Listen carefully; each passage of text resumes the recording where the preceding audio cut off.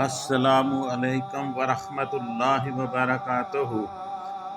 لا الہ الا اللہ محمد رسول اللہ صلی اللہ علیہ وآلہ وسلم۔ اعوذ باللہ من الشیطان الرجیم، بسم اللہ الرحمن الرحیم۔ ماشاء اللہ سبحان اللہ، ماشاء اللہ سبحان اللہ، ماشاء اللہ سبحان اللہ، صلی اللہ علیہ وآلہ وسلم۔ آمین ثم آمین یا رب العالمین۔ محبت کے ساتھ درود پاک صلی اللہ علیہ وآلہ وسلم پڑھ لیجئے۔ اللہ عز و جل درود ابراہیم کی برکت سے آقا سیدنا کریم صلی اللہ علیہ وسلم کے صدقے میں آپ کی تمام پریشانیوں کو خوشی اور راحت اور سکون میں بدل دے۔ آمین ثم آمین۔ درود پاک۔ اللہم صلی علی محمد وعلی آل محمد کما صلیت علی ابراہیم وعلی آل ابراہیم انکا حمید مجید۔ اللہم بارک علی محمد وعلی آل محمد کما بارکت علی ابراہیم وعلی آل ابراہیم انکا حمید مجید۔ آمین ثم آمین۔ اب آپ کے سامنے دنیا کی حیثیت میں آپ کے سامنے بیان کرنے کو جا رہا ہوں۔ یہ قرآن پاک کی آیت آپ کے سامنے چل رہی ہے، میں اس کا ترجمہ آپ کو بتاتا ہوں۔ اللہ تعالیٰ قرآن پاک میں فرماتے ہیں، جان لو کہ یہ دنیا کی زندگی محض کھیل اور تماشا اور زبائش اور ایک دوسرے پر آپس میں فخر کرنا اور ایک دوسرے پر مال اور اولاد میں زیادتی چاہنا جیسے بارش کی حالت کہ اس کی سبزی نے کسانوں کو خوش کر دیا، پھر وہ خشک ہو جاتی ہے تو اسے زرد شدہ دیکھتا ہے، پھر وہ چورا چورا ہو جاتی ہے۔ آخرت میں سخت عذاب ہے اور اللہ کی مغفرت اس کی خوشنودی ہے۔ دنیا کی زندگی سوائے دھوکے کے اسباب کی اور کیا ہے؟ دنیا کی زندگی کے 5 مراحل ہیں۔ وہ مراحل کون سے ہیں میں آپ کو بتانے کو جا رہا ہوں۔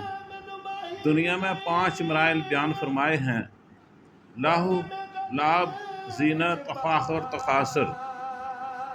آدمی ایسا کھیل کھیلے جیسے 6-7 ماہ کے چھوٹے بچے لیٹ کر اپنے کھیل میں مگن ہوتے ہیں۔ ان کھیلوں کا کوئی معمولی سا بھی فائدہ نہیں ہوتا، اسے لعب کہتے ہیں۔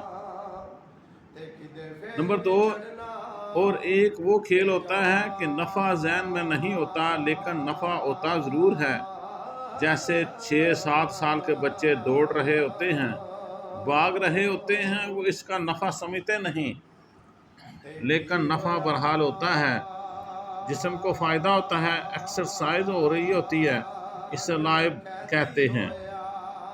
نمبر 3، دنیا کی جو حیثیت ہے وہ یہ ہے، جو فطری خوبصورتی ہوتی ہے بندہ اس سے بڑھ کر زینت و زیب و آرائش اختیار کرے تو اسے زینت کہتے ہیں۔ اور آپس میں فخر کرنا کہ میری طاقت، میری دولت، میری جوانی، میرا فلاں چیز میرے پاس ہے، اسے اللہ تعالیٰ کہتے ہیں وہ تفاخر کر رہا ہے، اسے تفاخر کہتے ہیں۔ پھر مال اور دولت کے اضافے کی فکر میں لگے رہنا، اسے تکاثر کہتے ہیں۔ دنیا بس یہ چند چیزیں ہیں کہ پہلے لعب ہوتی ہے، پھر لعب ہوتی ہے، اس کے بعد زینت ہوتی ہے، پھر تفاخر اور پھر تکاثر ہے۔ ہر اگلی حالت پر پہنچنے کے بعد پچھلی حالت بندے کو عبث اور فضول نظر آ رہی ہوتی ہے۔ جب بچہ 6 ماہ یا سال کا ہوتا ہے تو وہ کھیل میں مگن ہوتا ہے، اس کی ساری زندگی وہی ہوتی ہے۔ آپ اس سے کھلونا لے لیں، وہ چیختا ہے، وہ سمجھتا ہے کہ میرا سب کچھ یہی ہے، لیکن جب یہ 6 سال کا ہوتا ہے اس کو وہی کھلونا دو تو وہ لینے کے لیے تیار نہیں ہوتا، وہ سمجھتا ہے کہ یہ فضول چیز ہے۔ اب اس کے اور کھلونے ہوتے ہیں، اگر وہ کھلونا اس سے واپس لے لیں، مثلا چھوٹی سی کار، چھوٹا سا سکوٹر، چھوٹی سی سائیکل، تو اس پر وہ مرتا ہے اور سمجھتا ہے کہ میرے لیے پوری کائنات یہی ہے، اور جب یہی بچہ 10-12 سال کا ہو جائے تو اس کا ان کھلونوں پر تعجب ہوتا ہے، اس کو دیں تو لینے کے لیے تیار نہیں ہوتا، اب اس کو اپنی طاقت پر ناز ہوتا ہے۔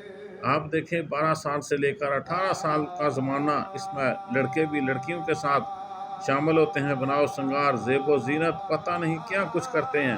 پھر جب تھوڑی سی عمر بڑی ہو جاتی ہے، بڑی عمر لڑکوں کو کپڑوں کے ٹیپ ٹاپ کا نہیں ہوتا، بس اپنی طاقت کے گھمنڈ میں سب کچھ بھول جاتے ہیں، اور جب بڑھاپا ہوتا ہے تو پھر یہی بھی عجیب لگتا ہے۔ آپ فکر ہوتی ہے کہ اب ان چیزوں پر پیسہ لگانا چھوڑ دو، اب پیسہ بچاؤ، جوانی میں بچانے کے بجائے لگانے کی کوشش ہوتی ہے۔ ہر اگلی حالت میں پہنچتے ہی پچھلی حالت فضول لگتی ہے، اور جب موت آ جائے گی تو پھر پانچوں کی پانچوں حالتیں فضول لگیں گی۔ پھر ایک ہی چیز نظر آئے گی کہ نیک اعمال کیا تھے، نیک اعمال کیا تھے، نیک اعمال کیا تھے، ہائے میں نے کیوں نیک اعمال نہیں کیے۔ اس لیے اللہ نے فرمایا کہ دنیا تو ایسی ہے کہ جس کا مفہوم یہ ہے، جس کا ترجمہ یہ ہے، جیسے کھیتیاں اگتی ہیں تو کسان کو بہت اچھی لگتی ہیں، پھر وہ خشک ہو جاتی ہیں، پھر وہ زرد ہو جاتی ہیں، پھر چورا چورا ہو جاتی ہیں۔